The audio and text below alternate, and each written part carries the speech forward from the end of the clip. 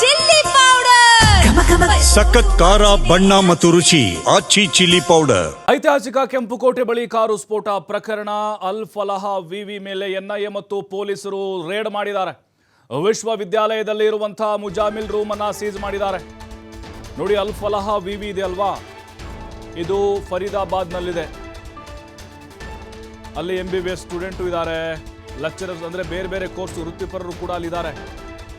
ಆಸ್ಪತ್ರೆಗಳಿದ್ದಾವೆ, ಅವ್ರದ್ದೆಲ್ಲ ಶಾಲಾ ಅಂದರೆ ಕಾಲೇಜುಗಳಿದ್ದಾವೆ. ಶಂಕಿತ ಉಗ್ರ ಮುಜಾಮಿಲ್ ರೂಮನ್ನು ಸೀಸ್ ಮಾಡಿದ್ದಾರೆ. ಈಗ ಅವನ ಲ್ಯಾಪ್ಟಾಪು ಹಾಗೆ ಐಡಿಯನ್ನು ಕೂಡ ವಶಕ್ಕೆ ಪಡೆದುಕೊಂಡಿದ್ದಾರೆ. ಹರಿಯಾಣದ ಫರೀದಾಬಾದ್ನಲ್ಲಿ ಈ ವಿವಿ ಇದೆ. ನಾವು ಸರ್ಚ್ ಮಾಡ್ತಾ ಇದ್ವಿ ಗೂಗಲಲ್ಲಿ. 2019ರಿಂದ ಅಲ್ಲಿ MBBS ಅನ್ನು ಶುರು ಮಾಡಿದರು. ಹಾಗೆ 90ರ ದಶಕದಲ್ಲಿ ಈ ವಿವಿ ಆರಂಭವಾಗಿದೆ. ಆದರೆ ಅನುಮಾನಗಳು ಅಂತ ಹೇಳಿದ್ರೆ ಉಗ್ರರ ಫ್ಯಾಕ್ಟ್ರಿ ಆಗಿತ್ತು ಅನ್ನೋದು ಈ ವಿವಿ. ಅಲ್ಲಿನ ಕುಲಪತಿಗಳು ಹೇಳಿದ್ದಾರೆ, ನಮಗೂ ಅವ್ರಿಗೂ ಸಂಬಂಧ ಇಲ್ಲ, ಎಲ್ಲ ಒಳ್ಳೆ ಸ್ಟೂಡೆಂಟ್ ಅಂತ ಅಂದ್ಕೊಂಡಿದ್ವಿ ಅಂತ ಹೇಳಿ. ಆದರೆ ಇವರೇನು ಮಾಡ್ತಾಯಿದ್ರು, ಈ ಮುಜಾಮಿಲ್ಲು, ಉಮರು, ಈ ಶಾಹೀನು, ಈ ಎಲ್ಲ ಶಂಕಿತ ಉಗ್ರರಿದ್ದಾರಲ್ವಾ, ಅರೆಸ್ಟ್ ಆಗಿದ್ದಾರೆ.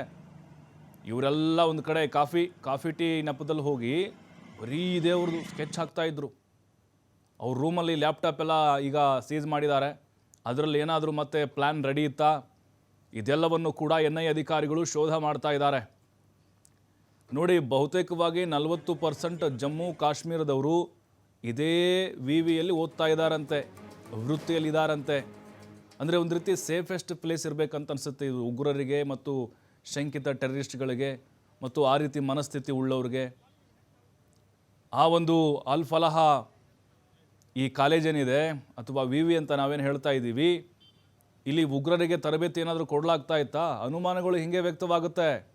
ಯಾಕಂದರೆ ಎಲ್ಲ ಅಲ್ಲಿಯವರೇ ಇವರು. ಶಾಹೀನು, ಮುಜಾಮಿಲ್ಲು, ಇವನು ಉಮರು ಅರೆಸ್ಟ್ ಆಗಿರೋ ಬಹುತೇಕವಾಗಿ ಗುಜರಾತ್ನಲ್ಲಿ ಅರೆಸ್ಟ್ ಆಯ್ತಲ್ಲ, ಅಲ್ಲಿ ಅವನು ಫರೀದಾಬಾದ್ನಲ್ಲಿ ಆಯಿತು. ಇಲ್ಲಿವರೆಗೊಂದು 9 ಜನ ಉಗ್ರವರು, ಏನು ಟೆರರಿಸ್ಟ್ ಇವರು ವೈದ್ಯರನ್ನ ಅರೆಸ್ಟ್ ಮಾಡಿದ್ದಾರೆ. ಎಲ್ಲರೂ ಅಲ್ಲಿಯವರೇ. ಹಾಗಾಗಿನೇ ಅನುಮಾನಗಳು ಹೆಚ್ಚಾಗುವುದು. ಇವರು ವೈದ್ಯ ವೃತ್ತಿ ಮಾಡ್ತಿದ್ರಾ ಅಥವಾ ಬಾಂಬ್ ಹಾಕುವಂತಹ ಟ್ರೈನಿಂಗನ್ನು ತೆಗೆದುಕೊಳ್ತಾ ಇದ್ರಾ ಅನ್ನುವಂಥದ್ದು. ಈಗ ಲ್ಯಾಪ್ಟಾಪ್ನಲ್ಲಿ ಏನಾದರೂ ಭಯಾನಕವಾದಂತಹ ಸತ್ಯ ಅಡಗಿರಬಹುದಾ? ಎಲ್ಲ ಆಯಾಮಗಳಲ್ಲೂ ಕೂಡ ಈಗ NIA ಅಧಿಕಾರಿಗಳು ತನಿಖೆಯನ್ನು ಮುಂದುವರಿಸಿದ್ದಾರೆ. ದೆಹಲಿಯಲ್ಲಿ ಸ್ಫೋಟಕ್ಕೆ ಮೊದಲೇ ಶಂಕಿತರ ಪ್ಲಾನ್ ನಡೆದಿತ್ತಂತೆ. ಕಳೆದ ಜನವರಿ 26ರಂದು ಸ್ಫೋಟಕ್ಕೆ ಮಹಾ ಸಂಚನ್ನು ಹಾಕಿದ್ರು ಈ ಶಂಕಿತ ಉಗ್ರರು. ಇವರು ಟಾರ್ಗೆಟ್ ಇದ್ದಿದ್ದು ಜನವರಿ 26 ಗಣರಾಜ್ಯೋತ್ಸವ, ಅವತ್ತು ಬ್ಲಾಸ್ಟ್ ಮಾಡಿಸ್ಬೇಕು ಅಂತ ಪ್ಲಾನ್ ಇತ್ತು. ಅವತ್ತು ಕೈಗೂಡಿರಲಿಲ್ಲ ಇವ್ರ ಕೆಲಸ. ಕೆಂಪುಕೋಟೆಯನ್ನ ಟಾರ್ಗೆಟ್ ಮಾಡಿದ್ರು ಇವರು ಶಂಕಿತ. ದೀಪಾವಳಿಯಂದು ಸ್ಫೋಟಕ್ಕೆ ಸಂಚು ಮಾಡಿತ್ತು ಈ ಗ್ಯಾಂಗ್. ಮುಜಾಮಿಲ್ಲು, ಉಮರು ಇಬ್ಬರು ಓಡಾಡಿದ್ರು ಅನ್ನುವಂಥ ಮಾಹಿತಿ ಸಿಕ್ಕಿದೆ. ಈಗ ದೆಹಲಿಯ ಕೆಂಪುಕೋಟೆ ಸುತ್ತ ಈ ಶಂಕಿತ ಉಗ್ರರು ಓಡಾಡಿದ್ರು. ಮುಜಾಮಿರ್ನ ವಿಚಾರಣೆ ವೇಳೆ ಸ್ಫೋಟಕ ವಿಚಾರಗಳು ಬಯಲಾಗಿದ್ದಾವೆ. ಇವರ ಟಾರ್ಗೆಟು ಕೆಂಪುಕೋಟೆ. ಅಂದರೆ ಈ ಗಣರಾಜ್ಯೋತ್ಸವ ಮತ್ತು ಆಗಸ್ಟ್ ಇಂಡಿಪೆಂಡೆನ್ಸ್ ಡೇ ಜನ ಜಾಸ್ತಿ ಸೇರಿರ್ತಾರೆ. ಆ ಟೈಮ್ನಲ್ಲಿ ಬ್ಲಾಸ್ಟ್ ಮಾಡಿಬಿಟ್ರೆ ಹೆಚ್ಚಿನ ಸಾವು ನೋವಾಗುತ್ತೆ ಅನ್ನುವಂಥ ಉದ್ದೇಶ ಇವರದ್ದಾಗಿತ್ತು. ಈಗ ಈ ಮುಜಾಮಿಲ್ ಏನಿದ್ದಾನೆ, ಆತನ ವಿಚಾರಣೆ ಸಂದರ್ಭದಲ್ಲಿ ಈ ಎಲ್ಲ ಸ್ಫೋಟಕವಾದಂಥ ಸತ್ಯಗಳನ್ನು ಬಾಯ್ಬಿಟ್ಟಿದ್ದಾನೆ NIA ಅಧಿಕಾರಿಗಳ ಮುಂದೆ. ನೋಡಿ, ಇವರು ಏನು ಮಾಡಿದರು ಅಂತ ಹೇಳಿದ್ರೆ, ಈ ಕಾರು I-20 ಏನು ಕಾರಿದೆ ಅದಷ್ಟೇ ಅಲ್ಲ, ಈ ಹಿಂದೆ ಒಂದು 3-4 ತಿಂಗಳಿಂದ ಅಲ್ಲಿ ಓಡಾಡೋದು, ಎಲ್ಲಿ ಎಂಟ್ರಿ ಇದೆ, ಎಕ್ಸಿಟ್ ಇದೆ, ಎಲ್ಲಿ ಜನ ಜಾಸ್ತಿ ಸೇರ್ತಾರೆ, ಎಲ್ಲಿ ಸೆಕ್ಯೂರಿಟಿ ಇಲ್ಲ, ಎಲ್ಲಿ ಬಂದರೆ ನಾವು ಇಲ್ಲಿ ಬಚಾವ್ ಆಗ್ಬೋದು, ಸಿಗ್ನಲ್ ಇಲ್ಲಿ ಯಾವ ಥರನಾಗಿದೆ, ಅಂದರೆ ಅಲ್ಲಿ ಹತ್ತಿರ ಇದೆಯಾ ಇಲ್ವಾ, CCTV ಎಲ್ಲಿ ಕ್ಯಾಪ್ಚರ್ ಆಗುತ್ತೆ, ಬಾಂಬ್ ಡಿಟೆಕ್ಟರ್ ಎಲ್ಲಿ ಇಲ್ಲ, ಇದೆಲ್ಲವನ್ನು ಕೂಡ ಅಬ್ಸರ್ವ್ ಮಾಡ್ಕೊಂಡು ಹೋಗಿದ್ರು. ಹರಿಯಾಣದ ಫರೀದಾಬಾದ್ನಲ್ಲಿ ಸ್ಫೋಟಕ ವಶ ಪ್ರಕರಣ. ಬಂಧಿತ ಶಂಕಿತ ಉಗ್ರ ನೀಡಿದ ಮಾಹಿತಿ ಮೇಲೆ ದಾಳಿ ಮಾಡಿದ್ದಾರೆ. ಮಾಹಿತಿ ಮೇಲೆಯೇ ಫರೀದಾಬಾದ್ನಲ್ಲಿ ಸ್ಫೋಟಕಗಳು ಪತ್ತೆಯಾಗಿದೆ. ಶಂಕಿತ ಉಗ್ರ ಡಾಕ್ಟರ್ ಆದಿಲ್ ಕೊಟ್ಟಂತಹ ಮಾಹಿತಿ ಮೇರೆಗೆ ದಾಳಿ ಮಾಡಿದ್ದಾರೆ. ಸುಳಿವುಗಳ ಆಧಾರದ ಮೇಲೆ ಈ ಒಂದು ರೇಡ್ ಆಗಿದೆ. ಸ್ಫೋಟಕ ಸಂಗ್ರಹಿಸಿಟ್ಟಿರುವಂತಹ ಮಾಹಿತಿ ಪಡೆದು ದಾಳಿ ಮಾಡ್ತಾರೆ. 2900 kg ಸ್ಫೋಟಕ ವಸ್ತುಗಳನ್ನು ಜಪ್ತಿ ಮಾಡಿರ್ತಾರೆ.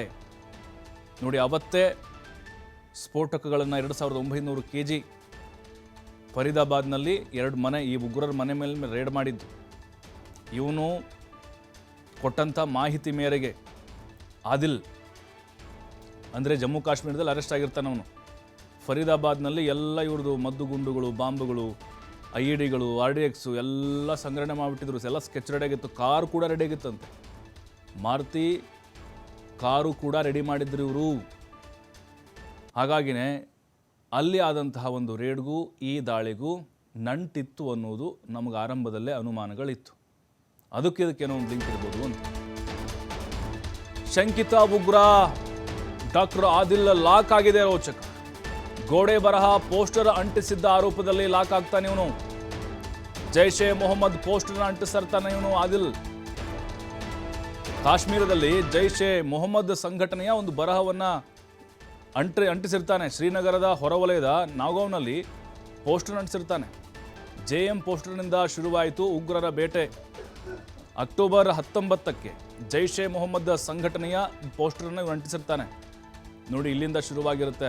ಇಲ್ಲದೇ ಇದ್ದರೆ ಖಂಡಿತ ದೊಡ್ಡ ದಾಳಿ ಆಗುವಂಥ ಎಲ್ಲ ಚಾನ್ಸಸ್ಗಳಿತ್ತು. ಜೈಷ್ ಇ ಮೊಹಮ್ಮದ್ ಸಂಘಟನೆ, ಉಗ್ರ ಸಂಘಟನೆ ಇದೆ ಅಲ್ವಾ, ಅವ್ರ ಪರವಾಗಿ ಅವ್ರಿಗೆ ಜಿಂದಾಬಾದ್ ಅನ್ನೋ ರೀತಿ ಇವನು ಪೋಸ್ಟರ್ ಹಾಕಿರ್ತಾನೆ. ಅಕ್ಟೋಬರ್ 19ಕ್ಕೆ ಅಲ್ಲಿಂದ ಶುರುವಾಗುತ್ತೆ ನೋಡಿ ಅನುಮಾನಗಳು ಅಧಿಕಾರಿಗಳಿಗೆ.